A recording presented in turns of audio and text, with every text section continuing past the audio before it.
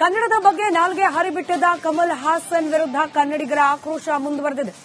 ಈಗ ತಮಿಳು ನಟನ ವಿರುದ್ಧ ಫಿಲ್ಮ್ ಚೇಂಬರ್ ಮಾತ್ರ ಮೌನಕ್ಕೆ ಶರಣಾಗಿದೆ.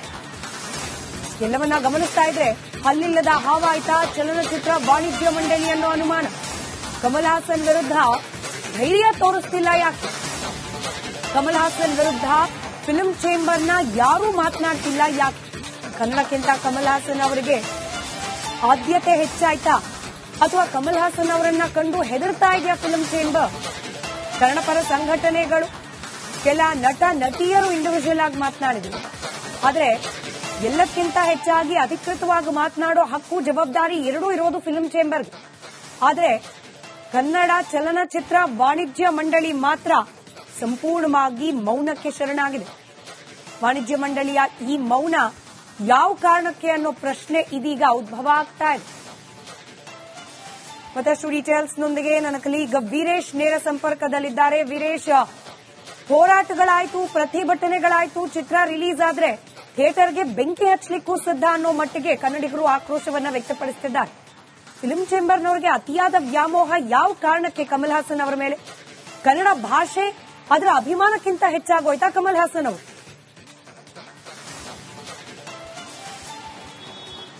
ಸ್ಮಿತಾ, ಕನ್ನಡ ಭಾಷೆ ವಿಚಾರ ಬಂದಾಗ film chamber Kannada ಪರವಾಗಿರಬೇಕು.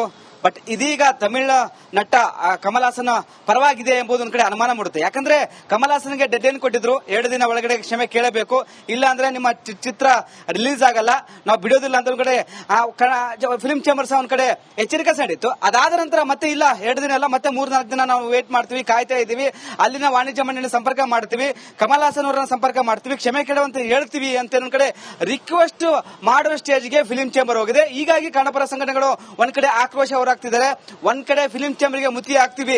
Film chamber ನಮ್ಗೆ ಯಾಕೆ ಬೇಕು? ಕನ್ನಡ ಪರವಾಗಿ ಬಂದಾಗ ಫಿಲ್ಮ್ ಚೇಂಬರ್ ನಮ್ಮ ಪರವಾಗಿರಬೇಕು. ಹೀಗಾಗಿ ಫಿಲ್ಮ್ ಚೇಂಬರ್ಗೆ ಮುತ್ತಿ ಹಾಕ್ತಿವಿ. ಅಲ್ಲಿ ಅಧ್ಯಕ್ಷರು ಬೇಕಾಗಿಲ್ಲ, ಅಲ್ಲಿ ಸದಸ್ಯರು ಬೇಕಾಗಿಲ್ಲ.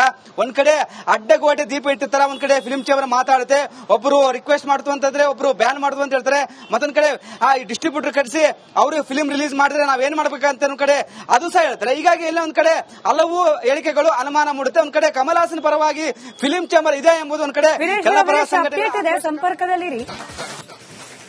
ಕನ್ನಡದ ಬಗ್ಗೆ ನಾಲ್ಗೆ ಹರಿಬಿಟ್ಟಿದ್ದ ಕಮಲ್ ಹಾಸನ್ ವಿರುದ್ಧ ಕನ್ನಡಿಗರ ಆಕ್ರೋಶ ಮುಂದುವರೆದಿದೆ.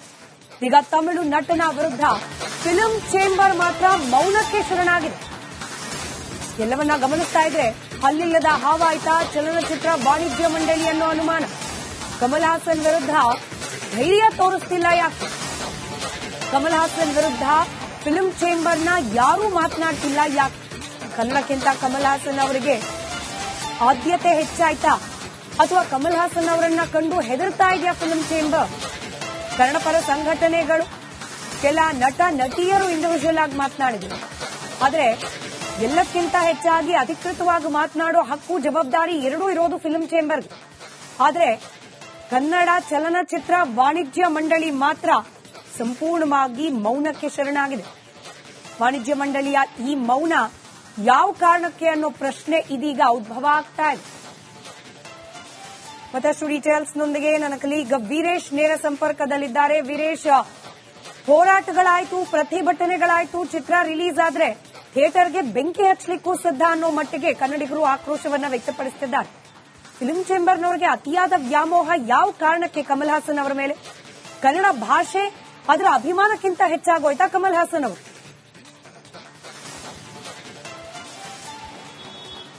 ಸ್ಮಿತಾ, ಕನ್ನಡ ಭಾಷೆ ವಿಚಾರ ಬಂದಾಗ ಫಿಲ್ಮ್ ಚೇಂಬರ್ ಕನ್ನಡ ಪರವಾಗಿರಬೇಕು. ಬಟ್ ಇದೀಗ ತಮಿಳ ನಟ ಕಮಲ್ ಹಾಸನ್ ಪರವಾಗಿದೆ ಎಂಬುದು ಒಂದು ಕಡೆ ಅನುಮಾನ ಮೂಡುತ್ತೆ. ಯಾಕಂದ್ರೆ ಕಮಲ್ ಹಾಸನ್ಗೆ ಡೆಡ್ ಲೈನ್ ಕೊಟ್ಟಿದ್ರು, 2 ದಿನ ಒಳಗಡೆ ಕ್ಷಮೆ ಕೇಳಬೇಕು, ಇಲ್ಲ ಅಂದ್ರೆ ನಿಮ್ಮ ಚಿತ್ರ ರಿಲೀಸ್ ಆಗಲ್ಲ, ನಾವು ಬಿಡೋದಿಲ್ಲ ಅಂತ ಒಂದ್ ಕಡೆ ಫಿಲ್ಮ್ ಚೇಂಬರ್ಸ್ ಒಂದ್ ಕಡೆ ಎಚ್ಚರಿಕೆ ನೀಡಿತ್ತು. ಅದಾದ ನಂತರ ಮತ್ತೆ ಇಲ್ಲ 2 ದಿನ ಅಲ್ಲ, ಮತ್ತೆ 3-4 ದಿನ ನಾವು ವೇಟ್ ಮಾಡ್ತೀವಿ, ಕಾಯ್ತಾ ಇದೀವಿ, ಅಲ್ಲಿನ ವಾಣಿಜ್ಯ ಮಂಡಳಿ ಸಂಪರ್ಕ ಮಾಡ್ತೀವಿ, ಕಮಲ್ ಹಾಸನ್ ಅವರನ್ನ ಸಂಪರ್ಕ ಮಾಡ್ತೀವಿ, ಕ್ಷಮೆ ಕೇಳುವಂತ ಹೇಳ್ತೀವಿ ಅಂತ ಒಂದ್ ಕಡೆ ರಿಕ್ವೆಸ್ಟ್ ಮಾಡುವ ಸ್ಟೇಜ್ಗೆ ಫಿಲ್ಮ್ ಚೇಂಬರ್ ಹೋಗಿದೆ. ಹೀಗಾಗಿ ಕನ್ನಡಪರ ಸಂಘಟನೆಗಳು ಒಂದ್ ಕಡೆ ಆಕ್ರೋಶ ಹೋರಾಗ್ತಿದ್ದಾರೆ. ಒಂದ್ ಕಡೆ ಫಿಲಿಂ ಚೇಂಬರ್ಗೆ ಮುತ್ತಿ ಹಾಕ್ತಿವಿ. ಫಿಲಿಂ ಚೇಂಬರ್ ನಮ್ಗೆ ಯಾಕೆ ಬೇಕು? ಕನ್ನಡ ಪರವಾಗಿ ಬಂದಾಗ ಫಿಲಿಂ ಚೇಂಬರ್ ನಮ್ಮ ಪರವಾಗಿರಬೇಕು. ಹೀಗಾಗಿ ಫಿಲಿಂ ಚೇಂಬರ್ಗೆ ಮುತ್ತಿ ಹಾಕ್ತಿವಿ. ಅಲ್ಲಿ ಅಧ್ಯಕ್ಷರು ಬೇಕಾಗಿಲ್ಲ, ಅಲ್ಲಿ ಸದಸ್ಯರು ಬೇಕಾಗಿಲ್ಲ. ಒಂದ್ ಕಡೆ ಅಡ್ಡಗೋಡೆ ದೀಪ ಇಟ್ಟಿರ್ತಾರ, ಒಂದ್ ಕಡೆ ಫಿಲಿಂ ಚೇಂಬರ್ ಮಾತಾಡುತ್ತೆ. ಒಬ್ರು ರಿಕ್ವೆಸ್ಟ್ ಮಾಡ್ತು ಅಂತಂದ್ರೆ ಒಬ್ರು ಬ್ಯಾನ್ ಮಾಡುದು ಅಂತ ಹೇಳ್ತಾರೆ. ಮತ್ತೊಂದ್ ಕಡೆ ಆ ಡಿಸ್ಟ್ರಿಬ್ಯೂಟರ್ ಕರೆಸಿ ಅವರು ಫಿಲಿಂ ರಿಲೀಸ್ ಮಾಡಿದ್ರೆ ನಾವೇನ್ ಮಾಡ್ಬೇಕಂತ ಒಂದ್ ಕಡೆ ಅದು ಸಹ ಹೇಳ್ತಾರೆ. ಹೀಗಾಗಿ ಎಲ್ಲ ಒಂದ್ ಕಡೆ ಹಲವು ಹೇಳಿಕೆಗಳು ಅನುಮಾನ ಮೂಡುತ್ತೆ. ಒಂದ್ ಕಡೆ ಕಮಲ್ ಹಾಸನ್ ಪರವಾಗಿ ಫಿಲಿಂ ಚೇಂಬರ್ ಇದೆ ಎಂಬುದು ಒಂದ್ ಕಡೆ ಸಂಪರ್ಕದಲ್ಲಿರಿ. ಇದ ಮಾತು ಜಾತಿ ನಿಂದನೆ ಕೇಸ್ ದಾಖಲಾಗುವ ಹಂತಕ್ಕೆ ಹೋಗಿತ್ತು ಕಾಂಗ್ರೆಸ್ ವಿರುದ್ಧ. ಇದೀಗ ಬಿಜೆಪಿ ಕಾರ್ಯಕರ್ತರು ಈ ವಿಚಾರ ಕೂಡ ಆಕ್ರೋಶ ವ್ಯಕ್ತಪಡಿಸ್ತಾ ಇದ್ದಾರೆ.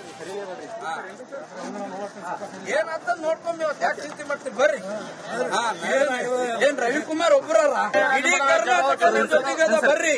ಹಿಂಗೆಲ್ಲ ಸುಳ್ಳು ಕೇಸ್ ಇದು ಅದ ಏನನ್ನೋದು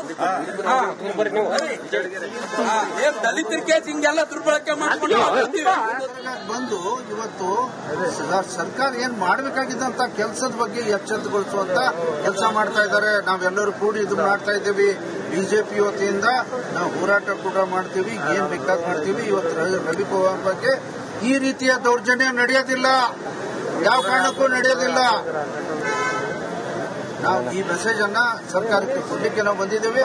ಅಷ್ಟೇ ಅಲ್ಲ, ಅನೇಕ ಅಮಾಯಕರಿಗೆ ಬೇರೆ ಬೇರೆ ಕಾರಣದಿಂದ ನಮ್ಮ ಕಾರ್ಯಕರ್ತರಿಗೆ, ನಮ್ಮ ಮುಖಂಡರಿಗೆ ಈ ತರ ತೊಂದರೆ ಈ ಸರ್ಕಾರದಲ್ಲಿ ನಡೀತಾ ಇದೆ. ಮೊನ್ನೆ ನಡೆದಂತ ನಾವೇನು ತಿರಂಗಾ ಯಾತ್ರೆ ಸರಳ ರೀತಿಯಿಂದ ಮಾಡ್ಲಿಕ್ಕೆ ಬಂದಾಗೂ ಕೂಡ ನಾನಾ ತರದ ಆಪಾದನೆಗಳನ್ನ ಹೇಳಿ ಏನೇನು ಮಾಡಿ ನಮ್ಮ ವಿರೋಧ ಪಕ್ಷದ ವಿಧಾನ ಪರಿಷತ್ತಿನಲ್ಲಿ ನಮ್ಮ ನಾಯಕರಾದಂತ ಮಾನ್ಯ ಚಲವಾದಿ ನಾರಾಯಣ ಸ್ವಾಮಿ ಅವರಿಗೂ ಕೂಡ ಅವರಿಗೆ ಒಂದು ಅರೆಸ್ಟ್ ತರ ಮಾಡಿ ಅಲ್ಲೇ ಕೂಡಿ ಹಾಕಿ 5 ಗಂಟೆ ಏನ್ ಮಾಡ್ತಿದ್ರು ಪೊಲೀಸ್ ಅಧಿಕಾರಿಗಳು? ರಕ್ಷಣೆ ಕೊಡಬಾರ್ದ ನೀವು? ತಿರಂಗಾ ಯಾತ್ರೆ ಒಂದು ಒಳ್ಳೆ ಕೆಲಸಕ್ಕೆ ಎಲ್ಲರೂ ಸೇರಿ ಆ ಒಂದು ಮೆಸೇಜ್ ಅನ್ನ ದೇಶಕ್ಕೆ ಕೊಡಬೇಕಾಗಿದೆ. ಇವತ್ತು ಮೋದಿ ಸರ್ಕಾರಕ್ಕೆ ನಾವು ಅಭಿನಂದನೆಗಳನ್ನು ಹೇಳಬೇಕಾಗಿದೆ. ನಮ್ಮ ಯೋಧರು ಏನು ಮುಂದೆ ನಿಂತ ಕೆಲಸ ಮಾಡ್ತಿದ್ದಾರ ಅಂತವ್ರಿಗೆ ನಾವು ಸಪೋರ್ಟ್ ಮಾಡುವಂತ ಕಾರ್ಯಕ್ರಮಕ್ಕೂ ಕೂಡ ಪಾಲ್ಗೊಳ್ಳಲೇ.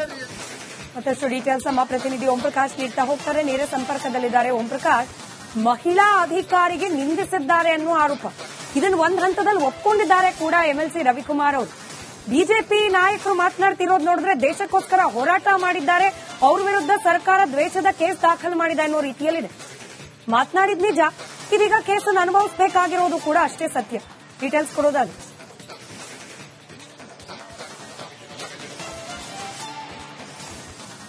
ಸ್ಮಿತಾ, ಖಂಡಿತವಾಗ್ಲೂ ಮಾತಾಡಿದ್ರೆ ಹೋಯ್ತು, ಮುತ್ತು ಹೊಡೆದ್ರೆ ಹೋಯ್ತು ಅನ್ನೋಂತ ಒಂದು ಗಾದೆ ಮಾತಿದೆ. ಮಾತಾಡುವ ಸಂದರ್ಭದಲ್ಲಿ ಎಚ್ಚರಿಕೆಯಿಂದ ಮಾತಾಡಬೇಕಾಗುತ್ತೆ. ಈ ಹಿಂದೆ ಅಂದ್ರೆ ಕಲಬುರಗಿ ಚಲೋ ಕಾರ್ಯಕ್ರಮದಲ್ಲಿ ರವಿಕುಮಾರ್ ಅವರು ಕಲಬುರಗಿ ಜಿಲ್ಲಾಧಿಕಾರಿ ಮತ್ತೆ ಪೊಲೀಸ್ ಅಧಿಕಾರಿಗಳ ವಿರುದ್ಧ ಮಾತನಾಡಿದಂತ ತಪ್ಪಿಗೆ ಅವರ ವಿರುದ್ಧ ಎಫ್ಐಆರ್ ದಾಖಲಾಗಿರುವಂತದ್ದು. ಆದ್ರೆ ಇವತ್ತು ಕೆಲ ಬಿಜೆಪಿ ನಾಯಕರು ಅದನ್ನ ಡಿಫೆಂಡ್ ಮಾಡ್ಕೊಳ್ಳುವಂತ ರೀತಿ ನೋಡಿದ್ರೆ ಬಹುಶಃ ಎಲ್ಲೋ ಒಂದು ಕಡೆ ಇವ್ರ ಮೇಲೆ ಕೇಸ್ ಹಾಕಬಾರ್ದಾಗಿತ್ತ ಅನ್ನುವಂತ ರೀತಿಯಲ್ಲಿ ಬಿಜೆಪಿ ನಾಯಕರು ಡಿಫೆಂಡ್ ಅನ್ನ ಮಾಡ್ಕೊಳ್ಳೋದಕ್ಕೆ ಮುಂದಾಗಿರುವಂತದ್ದು. ಅದಕ್ಕೆ ಸಂಬಂಧಪಟ್ಟಂತೆ ಇವರ ವಿರುದ್ಧ ಏನು ಕೇಸ್ ದಾಖಲಾಗಿ ಪೊಲೀಸ್ ಅಧಿಕಾರಿಗಳು ನೋಟಿಸ್ ಅನ್ನ ಕೂಡ ನೀಡಿದ್ರು. ಮೊದಲ ಹಂತದಲ್ಲಿ ಅಂದ್ರೆ ನೋಟಿಸ್ ಅನ್ನ ನೀಡಿ ವಿಚಾರಣೆಗೆ ಹಾಜರಾಗುವಂತೆ ಸೂಚನೆಯನ್ನ ನೀಡಿದ್ರು. ಆದ್ರೆ ಅವತ್ತು ಇವರು ಈ ಇಡೀ ಎಫ್ಐಆರ್ ನ ಕ್ವಾಶ್ ಕೋರಿ ಹೈಕೋರ್ಟ್ ಮೊರೆ ಹೋಗಿದ್ರು. ಆದ್ರೆ ಹೈಕೋರ್ಟ್ ಅಲ್ಲೂ ಕೂಡ ಏನು ಪ್ರಕರಣಕ್ಕೆ ಸಂಬಂಧಪಟ್ಟಂತೆ ಜಿಲ್ಲಾಧಿಕಾರಿಗಳು ಒಪ್ಪುವ ಹಾಗೆ ಕ್ಷಮೆ ಕೇಳಬೇಕು, ಜೊತೆಗೆ ಪೊಲೀಸರಿಗೆ ತನಿಖೆಗೆ ಸಹಕರಿಸಬೇಕು ಅನ್ನುವಂತ ನಿಟ್ಟಿನಲ್ಲಿ ಆ ಒಂದು ಆದೇಶವನ್ನ ಮಾಡಿರುವಂತದ್ದು. ಹಾಗಾಗಿ ಇವತ್ತು ಕಲಬುರಗಿಯ ಎಸಿಪಿ ಕಚೇರಿ ಅಂದ್ರೆ ದಕ್ಷಿಣ ವಿಭಾಗದ ಎಸಿಪಿ ಕಚೇರಿಗೆ